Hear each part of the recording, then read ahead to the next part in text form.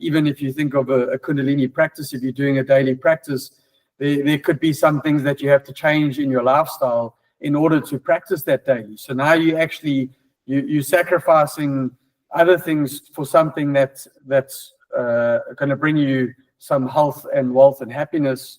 But you might be sacrificing, maybe you have to drink your cup of coffee later, or maybe you're not drinking coffee at all, or whatever the case is. So I think anything in life, to get somewhere, there will be some sacrifices of some sorts that are required. So as much as I can sit and look back and say, probably not the healthiest, but I would never take it back. I would never take it back. It's got me to where I am today, and today I'm happy. So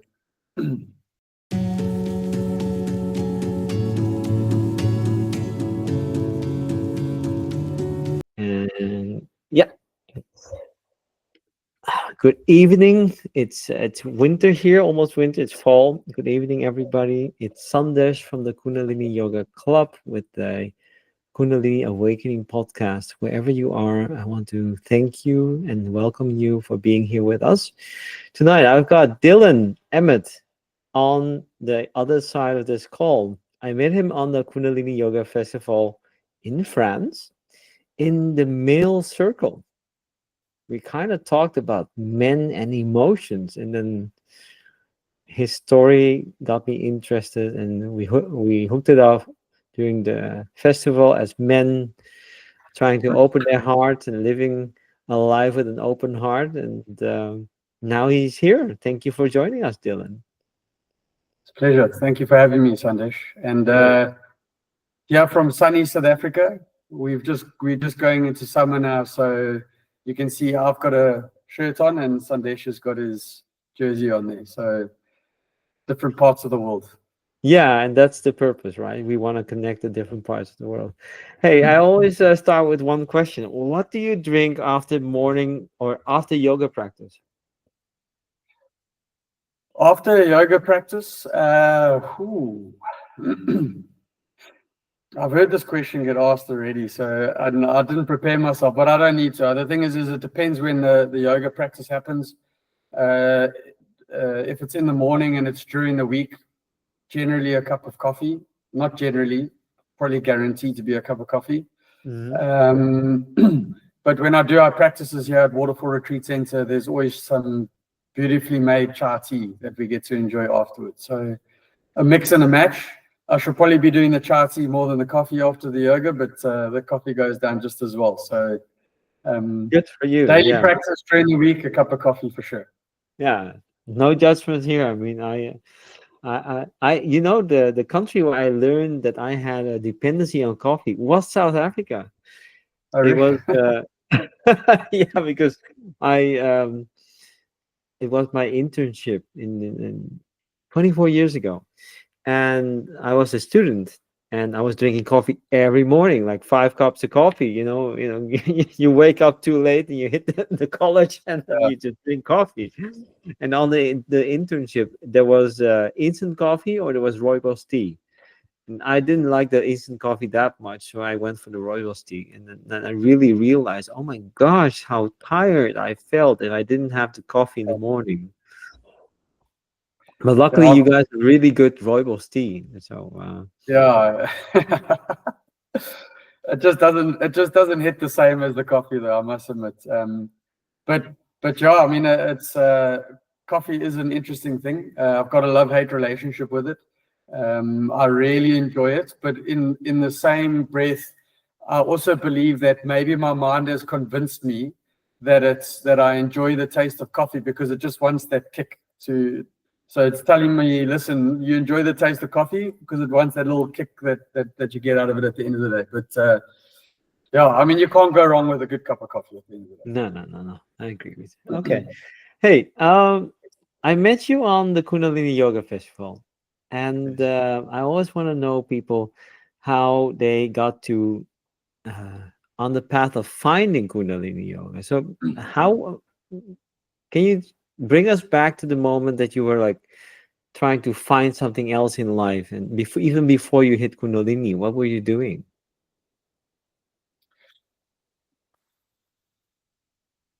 To answer the question, what was I doing? I probably didn't know what I was doing. I was just floating through life, as we all were at some. I can't really tell you what sort of initiated me to start taking sort of some action towards, I suppose, gaining a higher level of awareness in a sense. I just started going on this journey where it actually all started with a yoga class at my chiropractor's offices. He started a little yoga studio at the bottom of his offices, and he had a chiropractor at the time. That kind of introduced me into yoga in general. And then he's quite a well-established person. I really appreciate him. I'm very grateful for him as well. He's had a huge impact in my life, just in terms of being an example of what I would see as a good person. And he actually told me about somebody that I see as a life coach at the moment. And this guy specifically also does plant ceremonies as well. So back then, my chiropractor said to me, he's like, "Yo, you should go chat to Mark." So I went and chatted to Mark, saw him a couple of times, went for a couple of sessions, and I went and did a plant ceremony with him. And in that specific plant ceremony, he played a lot of music. A lot of it was mantra orientated and very tribal, and obviously to take you on all sorts of crazy journeys. And when I left that ceremony, there was one sort of mantra or word that stood out that just repeated itself repetitively. I don't remember any of the other songs besides this portion. And basically what was repeated was the mantra, Kundalini, in that exact same tone. And at that stage in time, I didn't even know what that was. I didn't know what Kundalini was or anything along those sort of lines. But I do believe that ceremony specifically definitely sparked a bit of a change in terms of where I'm going, and it just gave me this instinct to start changing lifestyles and things like that, which I suppose just opened me up to finding better ways to live life, and instead of just going with the flow kind of thing. What was that flow? Just to give a bit of context to the listener, what was the flow at that time? How did your life look like? It was a constant chase for, I would say, wealth and a good career, and trying to build businesses and things like that. So I've actually realized this quite recently about myself, that it's got a lot to do with seeking acknowledgement from something outside of me. So it was this constant chase of trying to be the best in everything that I was doing, and it didn't only have to fall onto business or career in any sort of way. But I mean, there was a stage where I was doing CrossFit, and at one stage I thought my goal was to be the fittest man on earth, and everything I kind of went into, I always had to try and make sure I achieved something out of it. And yes, I think it's very important to if you go into something, to give it your all. But there can be a healthy way of doing that, and there can be a very unhealthy way of doing that. And I do believe that I wouldn't say all of it was unhealthy, but definitely when it came to the career and the business side, there was a lot of sacrifices that were made, both for my own emotional and mental well-being, sometimes physical as well, that I had to make in order to sort of live that life that I was living at that point in time. And give us an example. Sorry, but give us an example. What do you mean with emotional sacrifice? Or well, emotional sacrifice in a sense that there's been good portions of my life where I don't even know if I knew what happiness truly was, right? In a sense of, I wouldn't say that I was running around through life depressed or sad all the time, but I could almost explain it in a sense that I was living a life in terms of what was perceived to be a happy life to live. So obviously we get told or we get given this perception on what a happy life should look like. And if you ticking those boxes, you automatically think, okay, this is happiness, right? So as a result of that, you think you're happy. Are you actually really truly feeling the feeling of happiness? And even at that point in time, you actually don't know, because you have to experience the true feeling of happiness to know that what you were feeling wasn't it, in a sense. So when I say an emotional sacrifice, I mean in a sense that there were certain things cut in my life and certain ways that I lived that I took a lot of joy away from it, in a sense. Took away going out with friends and doing things on weekends, and obviously a lot of pressure that came along with the whole thing, working into the evenings, a lot of pressure on myself in the mornings, just throughout the whole day, throughout the whole year, which obviously, if you had to look at it as, in terms of a scale, it was very little joy and happiness and a lot of stress and anxiety and pressure and all that. But it was almost like, this whole concept of entrepreneurship and work is you got to be the hardest worker in the room, and you got to work yourself to the bone, and that's what you need to do. And as a result of me understanding that, I thought I was doing the right thing, right? But as I said to you earlier as well, is that I do believe it served the purpose. I'd never go back and change the way I did that, because it enabled me to learn a lot of the things that I can apply in my career today, which will help me build whatever I need to build going forward, in a sense. So I think in anything in life, there are sacrifices that are always required. Even if you think of a Kundalini practice, if you're doing a daily practice, there could be some things that you have to change in your lifestyle in order to practice that daily. So now you're sacrificing other things for something that's going to bring you some health and wealth and happiness, but you might be sacrificing, maybe you have to drink your cup of coffee later, or maybe you're not drinking coffee at all, or whatever the case is. So I think anything in life, to get somewhere, there will be some sacrifices of some sorts that are required. So as much as I can sit and look back and say, probably not the healthiest, but I would never take it back. I would never take it back. It's got me to where I am today, and today I'm happy. So okay, and it's very interesting concept, happiness. How do you know now you're happy? What's the difference between now and before? Well, I suppose we never really know if we've hit that true feeling of happiness, because as I said now, you only know what you know. But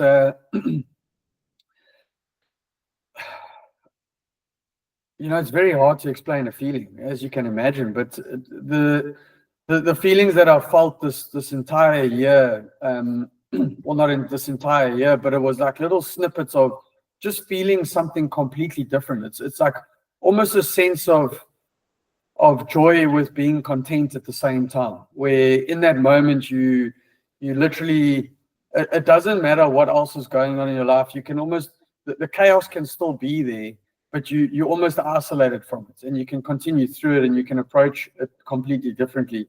But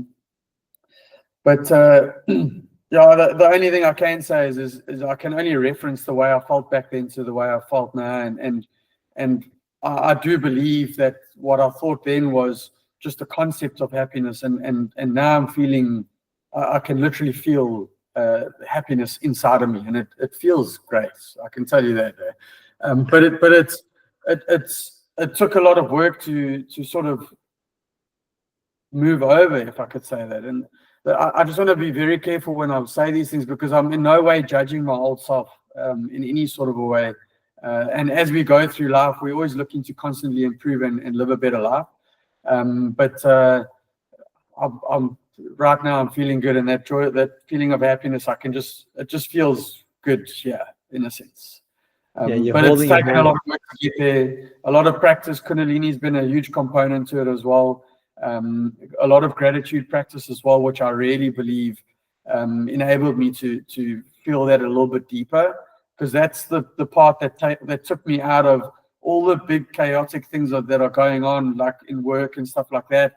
And it put me in a place where I had to practice gratitude for something that was very small around me. And as a result of that, it actually got me into this program of being able to understand that even though there's maybe one or two things that are a bit chaotic in my life, but there's millions of other small things that are absolutely amazing. And they can just be small things, but when you practice gratitude for a small thing or a big thing, it's the same at the end of the day. So I truly believe that that's definitely had a huge component to me being able to feel these things a little bit more, at least. Wonderful. While you are telling your story, you hold your hands around your heart a lot. Is that the significant change?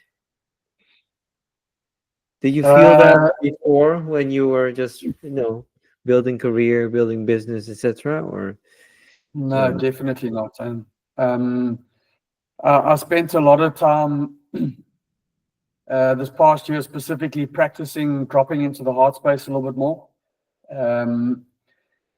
So my old relationship that I just came out of, and even just with family in general, I've just felt myself that I probably could have deepened relationships a little bit more. And I felt like I was maybe a little bit disconnected from the heart. I was always worried about this whole process of trying to achieve constantly. So whenever I was in a space with somebody, it was always there to get this over and done with so I could get to the next thing, which generally would probably be something work related. So as a result of that, I actually didn't really get a chance to, well, I mean, obviously I did get chances, but I didn't really deepen connections to the extent that I could have. And losing my ex, who's an absolutely beautiful person, just gave me this little trigger to say, listen, you're missing out on these experiences, and you're going to lose people in your life if you're disconnecting yourself from these sort of experiences. And it gave me a lot of drive to start just deepening my experience in a sense, and a lot of that was a lot of practicing dropping into the heart space, along with the gratitude practices and things like that. So yeah, I mean, you picked up something that's new to me, but it's obviously something that's become part of me. The fact that I keep touching my chest now. And what does it bring you to be able to feel more significantly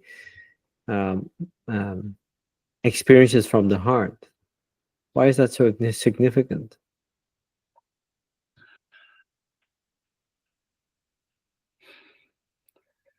I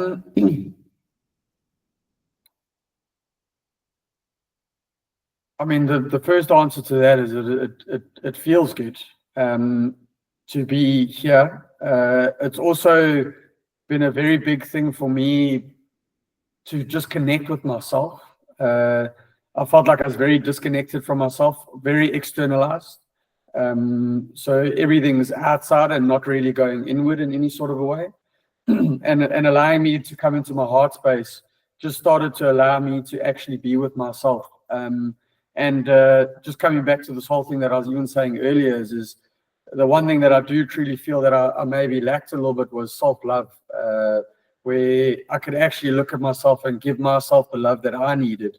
And I truly believe that was probably one of the biggest impacts on me not being able to deepen relationships, because you can only meet somebody at the level that you can meet yourself. And until you've met yourself at a certain level, you can think that you're meeting somebody at that level, but you're not truly. And I mean, I'm sure you're quite aware that anything that we do is pretty much a projection of some sort. So until I know how I truly feel inside here, and I can meet myself with the same amount of love, I can't go and meet somebody else there. And I again, this year, I truly started to feel that, where I spent a lot of time on my own self-love, which actually has allowed me to show up in friendships and relationships with family and all that kind of stuff a whole lot better. and truly even just allowing me to feel that connection a little bit more. And that's where the juiciness in life really sits, you know. So yeah. Awesome. I very much relate to this because you know, we men were not born to live with self-love. That wasn't a concept given to us when we were hitting high school, or even hitting university or career, right? You might have heard something about that when you were in the primaries or young ages, but self-love, what does it mean to be a Yeah. man who knows how to apply self-love? What does that give you, Dylan? Well, I mean, as you're saying now, it's been a foreign concept, right? And I mean, I see that in our elders, if we could call it that, like specifically my father. I mean, they it's I mean, just fathers in general that I've been around. There's this, they've lived a life that's primarily, or a lot of them have lived a life that's primarily around the idea of providing and providing only. That was their main thing. It was almost like they were the ultimate sacrifice, where they didn't really get to see the full enjoyment of life because they just needed to make sure that they were providing. So they sacrificed a lot of their own giving to themselves, just to provide for their families, which is fantastic. I mean, it's obviously helped me a lot. But when I look at some of the pain and suffering that they go through, because it's hard for them to break out of that now, it's kind of sad in a way, you know. So I think naturally the human cycle, we witness our elders go through a certain phase, and we hopefully adapt and change to improve. So by me witnessing that and seeing some of the struggles that fathers go through now, where you can see they're completely disconnected from their emotions, even sometimes how they may respond to family might be a little bit tough, or just extract themselves out of social situations, whatever the case is.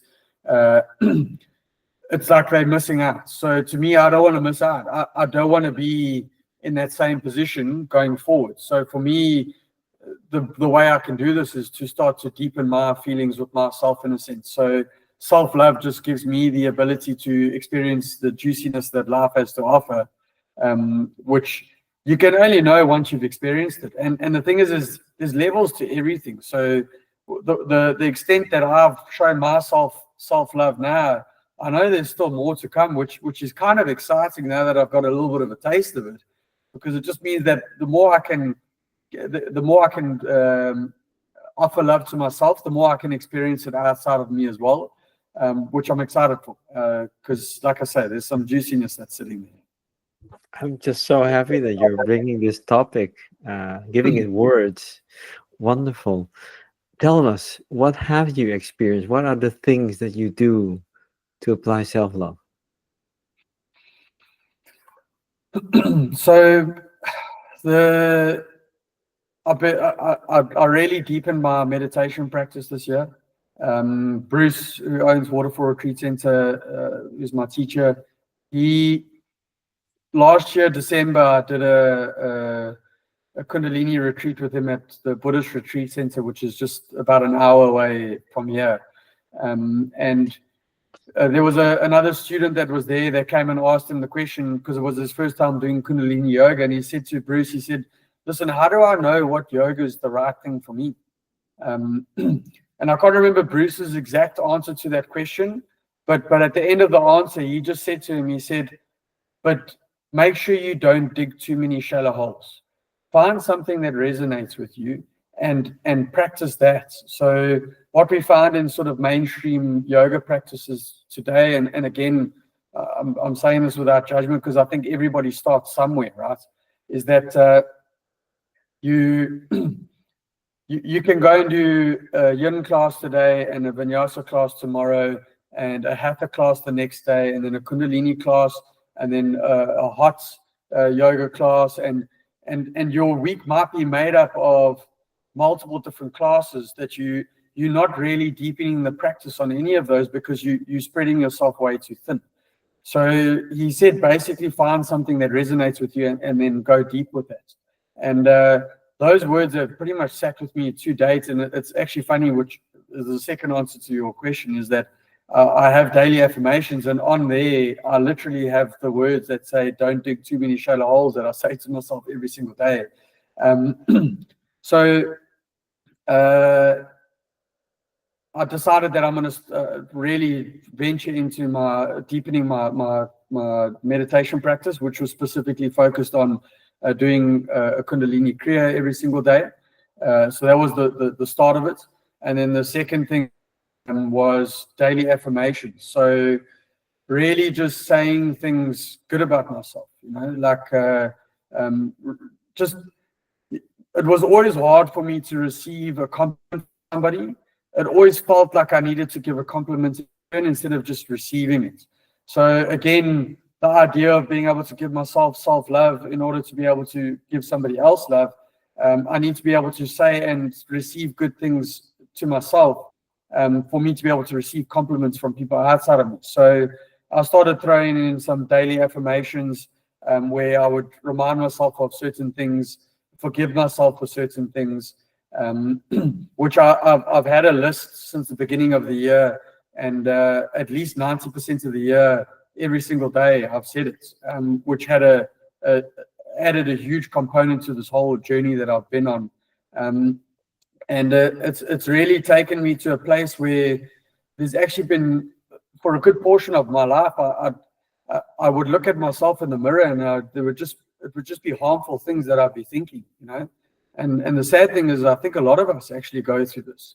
And through these daily practices that I was doing, there's been a lot of times where that's now shifted out, and I can look at myself in the mirror and I'm like, damn, like, how's this good-looking guy, And slowly and repetitively, it just started to improve and improve and improve. And I'm not saying that I'm perfect in any sort of way, and I don't think I ever will be, but the improvement has been profound, without a doubt. So I think the important things there are whatever you're doing to improve whatever you want to improve on, you've got to do it repetitively, and you've got to dig that hole deep, and you've got to be super focused. And I can tell you, the moment I did that, it's had a profound impact, without a doubt. So you've given yourself the present of repetition and going deep, and you've learned to receive, to give yourself and to receive. Yeah, 100%. It's not something our dads, well, my dad never showed the practice of receiving, but you're so right. They work so hard. They just focus on providing. Receiving was not, whatever they received, they would give to the family, but just to receive for themselves was not part of their training schedule, I guess. Yeah. But I think so. I just want to say one thing there. It's actually quite funny. Like, my father, he's been a provider for. I mean, obviously, he's been a provider for my entire life, and exactly what you're saying now. They struggle to receive, even to the extent of if they're busy with something, and you can see you can offer them a hand, it's very difficult for them to even allow you to sort of get involved in that situation. Either that, or if you do get allowed to get involved, it has to be done their way, and that's it. But the beautiful thing that I see about it, and it's also something that I think is important to notice, is that they may not show love in the way that we show love to each other these days, in the sense that we might have learned something different in terms of how to show love, but by them providing, that is their way of showing love. It might not come out verbally, it might not come out in a hug or in any sort of affection, but the effort that goes behind it is their way of showing love. And the thing is sometimes we look at these older figures, and you're like, maybe they haven't said I love you to you, or maybe they haven't given you a hug or anything along those sort of lines, but that's not how they know how to show love. But in any other way, like, listen, Dad, I've got this issue with something, can you help me? Yeah, sure. Like, and without any question, they're involved there, or even without even asking, they're there to support you. That is their way of showing love. So the love still exists. It's just in a completely different format. So you can actually look at them and still appreciate them in the same way as somebody that comes and says, I love you, And in some ways, their way could be even more authentic than somebody saying, I love you, because sometimes the words I love you, they don't actually have the follow through of the true meaning behind it, you know? So, yeah. Bless our fathers for sacrificing that part so that they could provide, and that they showed us how providing is an art of love. That we have had the stability to explore other roads, right? If they didn't provide the stability to us, then we might have been in that place to work hard and provide without feeling. Yeah, 100%. And I mean, I think it goes even beyond that to a certain extent as well, is that we've grown up experiencing this life of a provider. And in some ways, I do believe, especially for myself specifically, that my immediate direction when I started getting into a career was to go down that exact same road, as you would, because this is how you've been raised. And as a result of that, you get to experience that lifestyle a little bit. But, you know, I think reference is everything in life. That if it wasn't for experiencing the difficulties of this chase and all of those things, I wouldn't be able to appreciate and feel happiness and joy and freedom and all these other things that come when you flip out of that to the extent that I feel it now. And I'll give you an example, and I hope it sits or lands, but I'm sure you know Joe Dispenza. Yeah. So Joe Dispenza's, he talks about a specific time where he was doing one of his long retreats, and there was a lady that joined his retreat that she had a lot of trauma that came along in her life, specifically because of a situation that she went through, and she was actually raped by 4 men at some point in her life. And you can imagine the trauma that you come along with after something like that, to the extent that she had like a chronic illness as a result of that, because of all the pain and trauma that's sitting inside of her. She couldn't go out to society, so she was living this very contracted life. And she decided, I mean, she has no choice.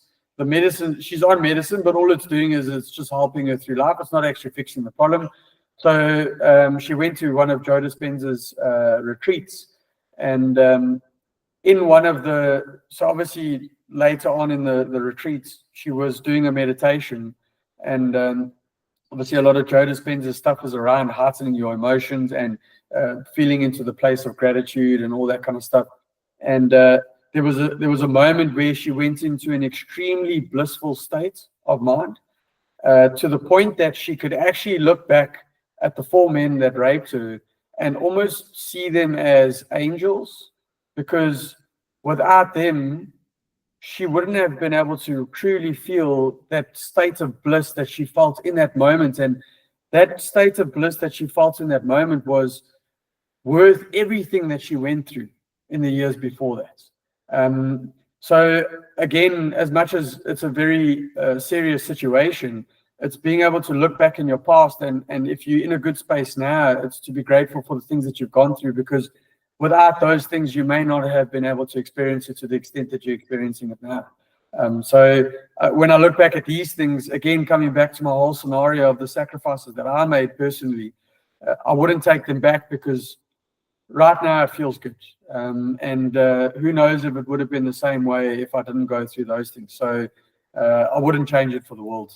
You sound like a very wise teacher to be, Dylan. Teach it to myself. So you're on the Kundalini Yoga. What does it give to you? You're delving deep. What does it bring you? So yeah, at Waterfall Retreat Center, when I started sort of deepening the practice a little bit more, there was one stage, and it might have even happened a couple of times, where obviously through the breathwork practices and the chanting and things like that, and even the movements, it can take you into sort of a different state. and I'm not saying floating in the clouds, but it can, to me, it literally feels like it changes my whole biodynamics, chemical structure in my body, where I can be in a completely stressful state of mind or have anxiety, and it can actually flip me out of it. But there was what I was doing here specifically where we were obviously doing a specific kriya, and after the kriya we did a breath hold, and then we let the breath go. And in that moment, I sat there and I literally felt like this is truly who I am, in a sense of, not in the sense that I'm identifying with Kundalini Yoga, but in that moment, it was like all the noisiness that was going on in my life at that point in time was just completely gone, and I could actually feel my true essence. We're taking all the chaos and anything external away from me. I could actually truly feel who I was in that moment.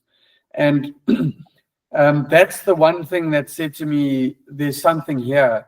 And that's the one thing that said, if I'm going to choose any sort of yoga to deepen, coming back to Bruce's thing, don't dig too many shallow holes. I've never felt anything like I felt there with any other type of practice. So this is the one that I'm gonna deepen. And I think just in that, just doing the kriyas and specifically doing the mantras and the chanting. I love chanting. I really, really do. I didn't even know I would be somebody that would love chanting. I was never really a singer or anything of that sort.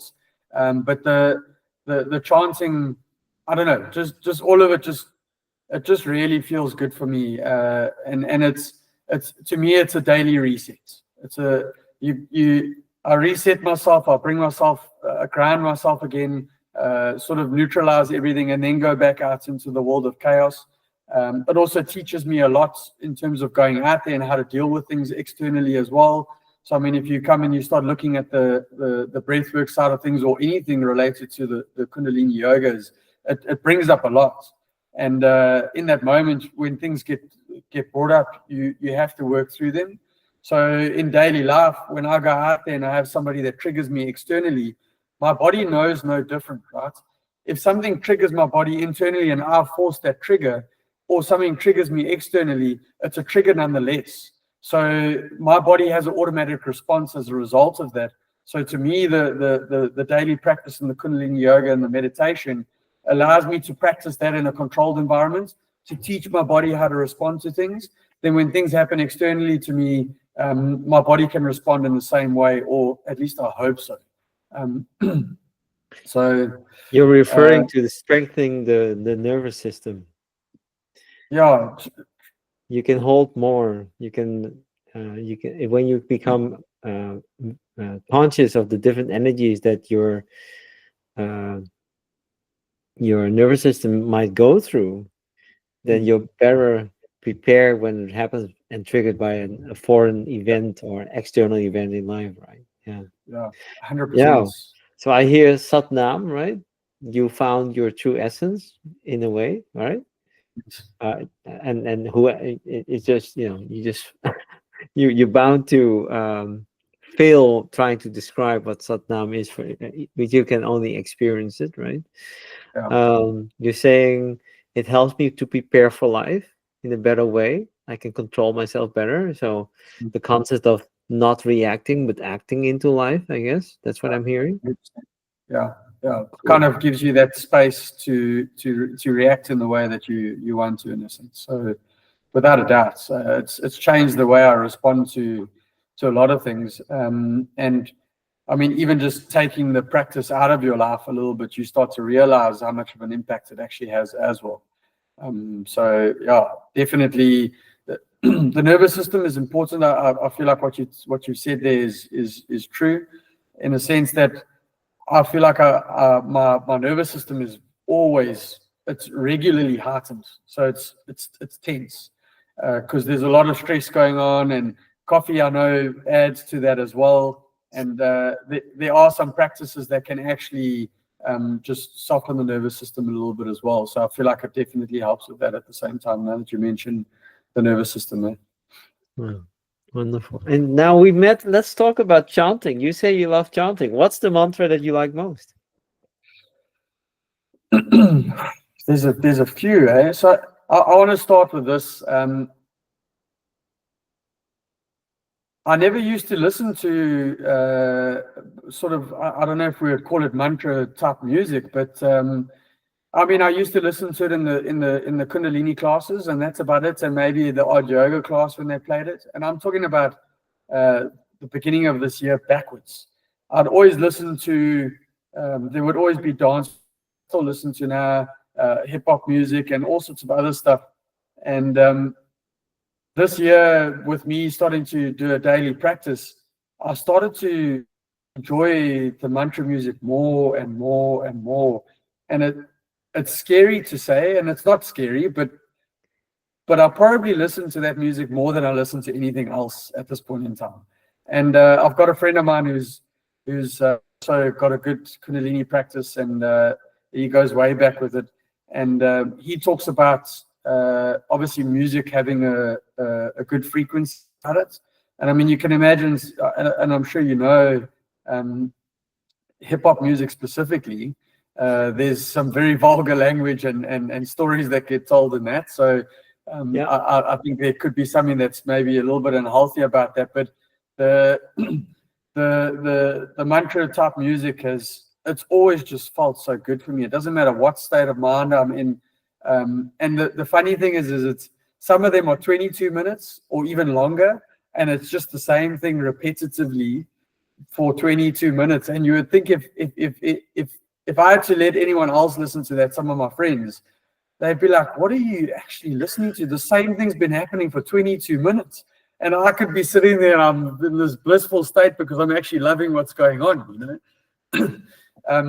So, yeah, I mean, not to diverge from your question, but amounts of that kind of music that I listen to now is crazy. And I mean, at the European Yoga Festival, it was absolutely beautiful because every single day at Sadhana, there was a different band that was playing different music. And every night there was a different band that was playing the same mantras that I know, but in a different way.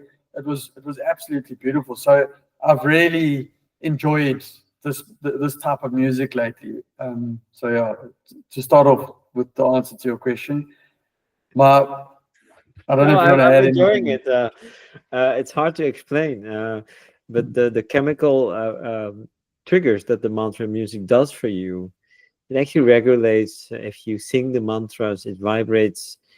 I think it's 84 touch points within your upper palate, soft and hard-wise, and it creates vibration to your hypothalamus, and that triggers how your pituitary gland regulates hormones. So it's a whole technology behind it that people don't realize. It gets you in a kind of a trance, but a very blissful trance.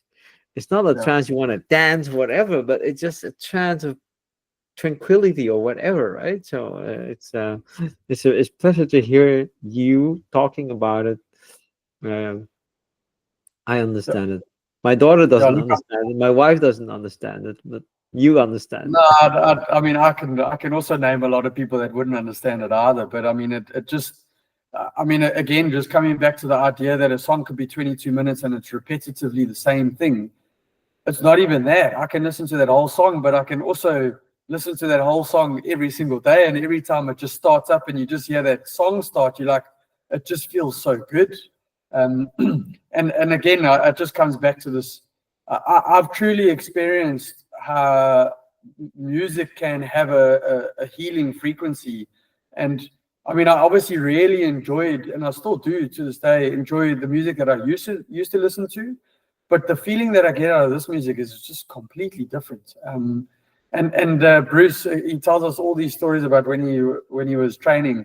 And he said there was times where they were driving from one place to another, and for 3 hours they were chanting in the car. And back then I listened to this and I was like, that doesn't make sense to me. I mean, you're just going to chant for 3 hours? But now, I mean, I can believe it. I've had times now where I've hopped on my motorbike and I've ridden to Joburg, and all I'm listening to the whole way, and probably even doing a bit of chanting in my helmet as well for 6 hours, is that. So cool. So huh? yeah. I caught myself doing the Japji mantra on the way back from France to the Netherlands, and it was just a blissful ride. It was just Yeah, incredible. yeah, Yeah, yeah. let's So, let's so coming back to your coming yeah. back to So, your what is your question, favorite mantra? Tell us, or I'm one gonna of have your to just favorites. yeah, but the one that really stands out the most for me at the moment is Rake Rakanahar. But Yep. there's a trick to that one for me because there's there's two verses in there that I'm still struggling with, and it bothers me because I just want to be involved in the song. I play it and I love it and I listen to it regularly. Um, and there's just the two verses that I struggle with the most, and I'm slowly getting there with practice. It's probably not a good thing, but sometimes the song will come on and I'll have to pull the. I'm busy driving and the song, and I'll have to pull the lyrics up on my phone, which I probably shouldn't be doing. And while I'm listening to the song, I can practice. But that's without a doubt one of my favorites at the moment. I really, really enjoy that one. But there's a whole bunch that I really enjoy, to be really honest with you. I actually, And what does that Bruce did give my. you? This mantra. What does it give you? The Rake Rakanahar. Why is it so favorite to you? I've never really put that into words in terms of why, and I haven't really asked myself the question, but it just brings up the like a good feeling for me. And I can't even explain that either. It just feels good when that song comes on. So I can't answer it. And to be honest with you, I actually looked up the meaning of the mantra the other day, but I can't remember it. I'm not too sure if you know the meaning behind it. Rake Rakanahar is about contemplating on all the ways that the universe or God or whoever you want to call it, the one, takes care of us, different ways. Yeah. A few ways is that he's always patient, never forgets about us, brings Yes, us from darkness to light, and always sends us the right people to help us to find the way, of course. and never allows harm to come to us. And by just knowing that and contemplating on that, you can find peace. Mm, And by constantly singing about it devotionally, all pain can depart and peace will come into your body. That's mm, what it's about. Reminding yourself that you're being taken care of. mm. Yeah, And I that's like what, that. yeah. And to be honest with you, this just comes back to the whole concept that sometimes things don't need to be put into words Mhm. because you what you've just explained now just explains a lot of possibly what I'm even feeling in that, you know. It's almost like a sense of gratitude at the same time that's you being looked after at the end of the day. Yeah, you're right. Because when you contemplate on the things you receive all the time, you live with a more open heart and you start your day differently for sure. And Rocket and Heart is definitely it's the same teaching to be Yeah, grateful for how we are cared for, even though sometimes it doesn't look like that in life. yeah, yeah, Cool. of course. But Yeah. we can always find it there's always meaning behind things at the end of the day as well. So if you can have that perspective on some things, you can still be grateful for something that might seem like a bit of chaos in your life at the time as well. Awesome. I'm gonna switch subject to one more subject because how was the Kundalini Yoga Festival? We met there. It was your first time, I guess, or not? First time, yeah. Tell me how it was for you. Um, however you want to start.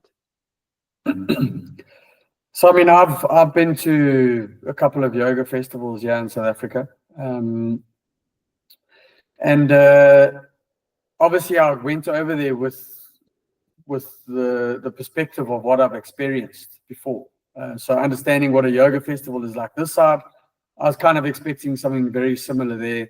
Um, uh, Bruce actually told me about it and said I need to go and experience this festival. It's something different, and he didn't give me too much detail. So I went over there sort of open-minded, but with an idea as to what I was going to experience, and it was completely different. Yoga festivals this side, and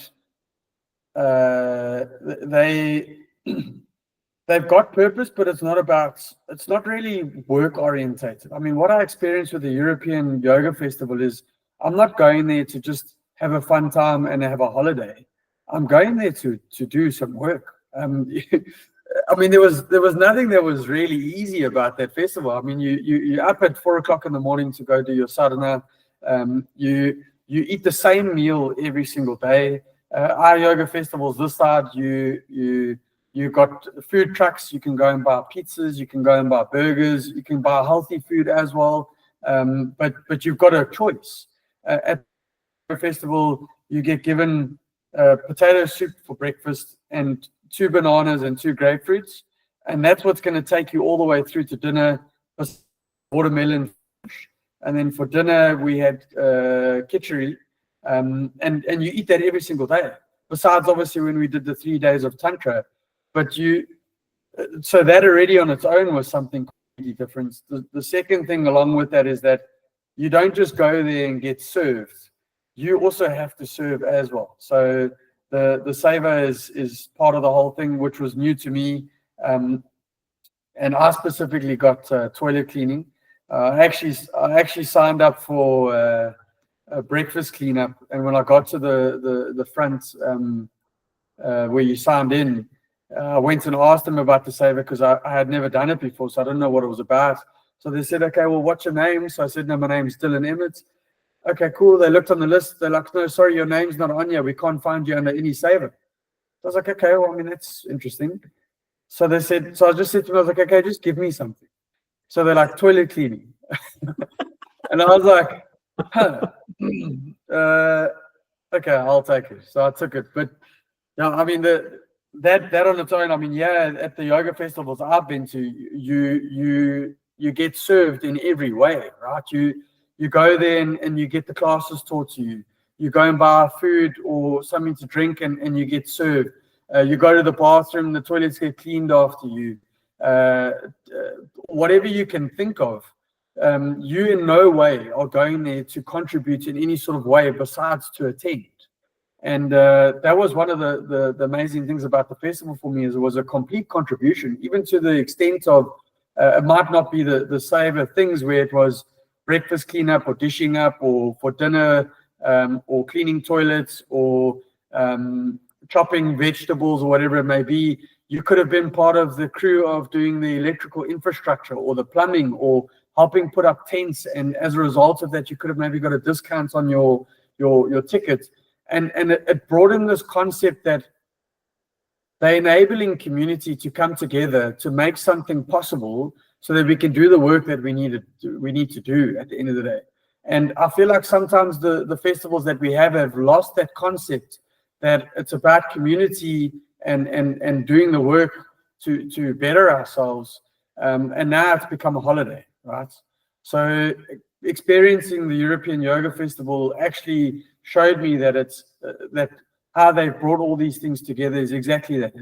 It's enabling community to come together to better ourselves at the end of the day. And so the saver part was interesting for me. I never experienced that before, especially because I landed up in toilet cleaning, which again, you know, it's like this daily devotion. It's like you got to go and do your contribution to this whole thing that's possible.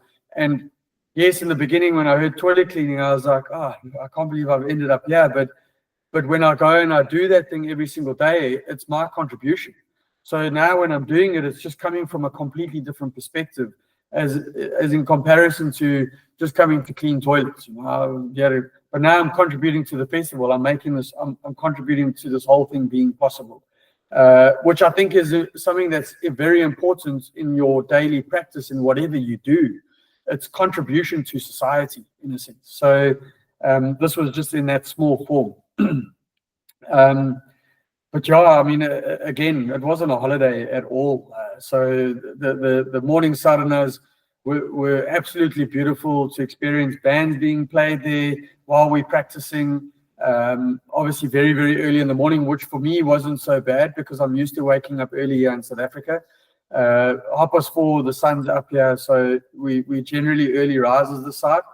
But the flip side of it was the sun goes down very late, so that messes with the mind a little bit. So you're going to bed a little bit later than what you anticipated, which makes the mornings a little bit more tiring.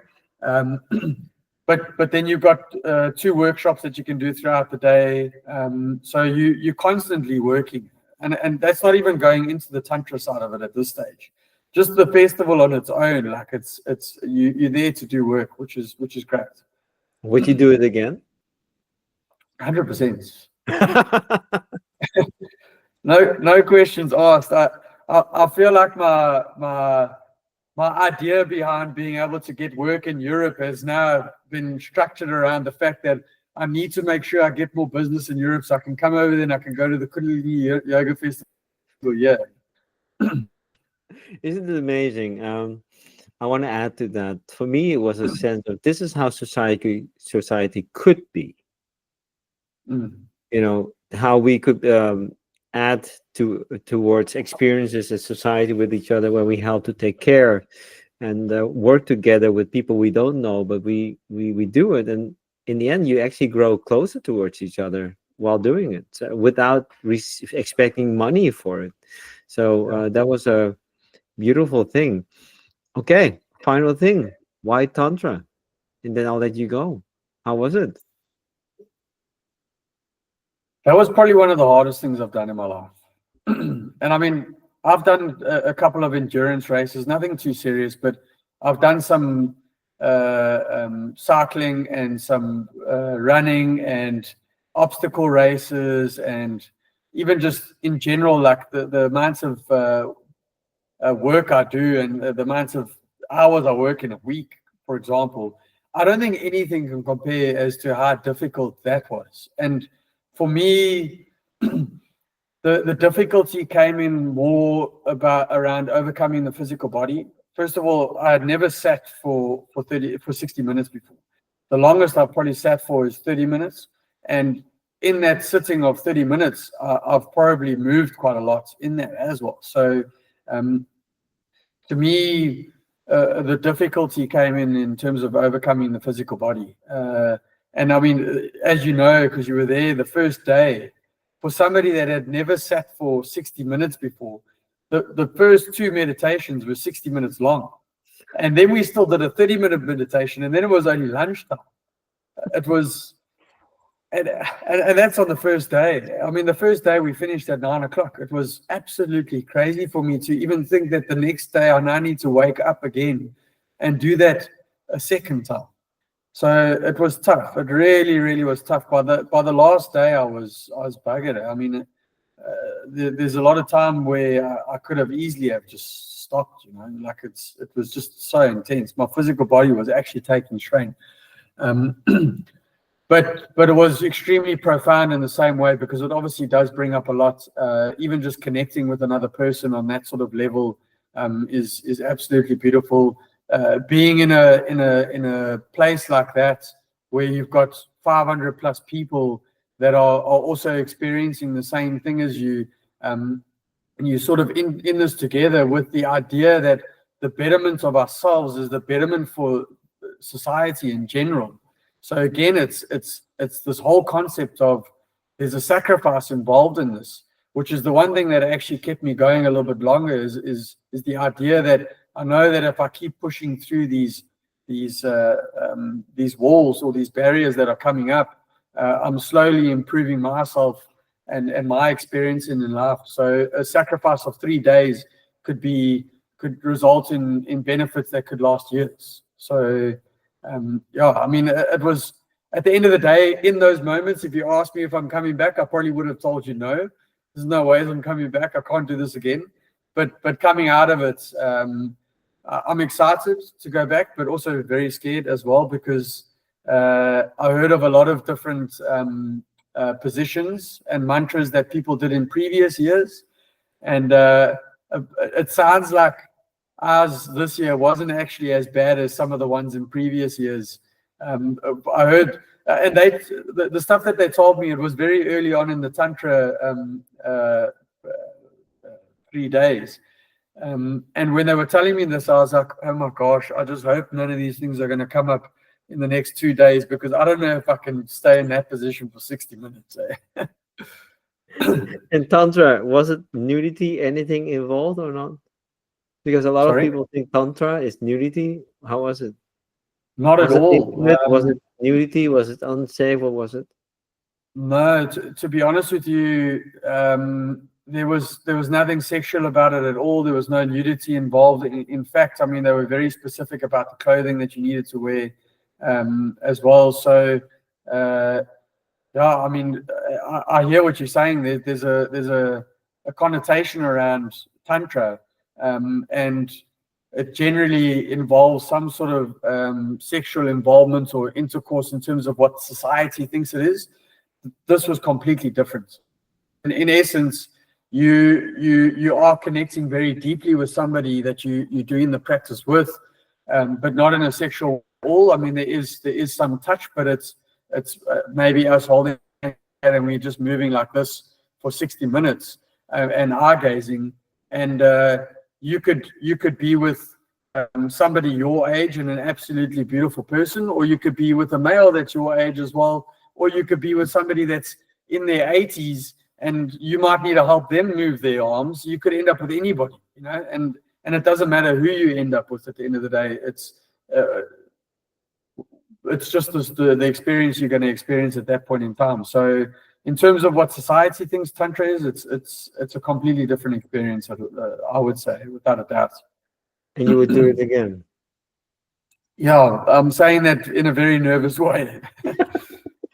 I'm very, very nervous to say that, but also I know who I am as a person, and I know I'll go back to that without a doubt. I'm going to leave you with a comforting word. The stronger your nervous system, the more practice you are, the lighter it gets. Yeah. So no way with the depth that you are doing now, you will experience it the same way as you did the first time. Yes. You're just a different physical build. Yeah. And I mean, you're a living example of that, because there was often times where I came out of the days, workshops or whatever, the classes that we did or the meditations we did, and I'm sure I saw you a couple of times and I'd ask you how it's going for you, and you're like, this is fantastic, I'm enjoying it, I'm loving it, and I'm sitting there, I'm like, I don't understand how I'm suffering. So you at least giving me some hope that you can get to the point where it's not all difficult. Well, if you clean out all the dirt, all there's left is a lot of lightness, and you can enjoy it. Become quite a story. Thank you so much from Durban. Thank you so much for the clear wording. I really appreciate the way you expressed and shared your journey with us. Thank you so much. What would you say to anybody trapped in this rat race?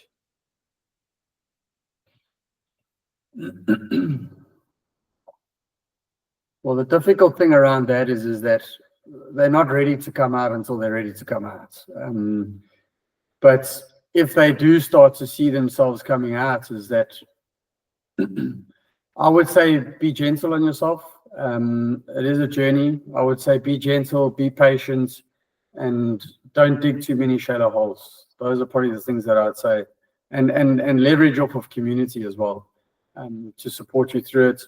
Be ready to have some changes in your life as well, because you might not resonate with the same people you used to resonate with.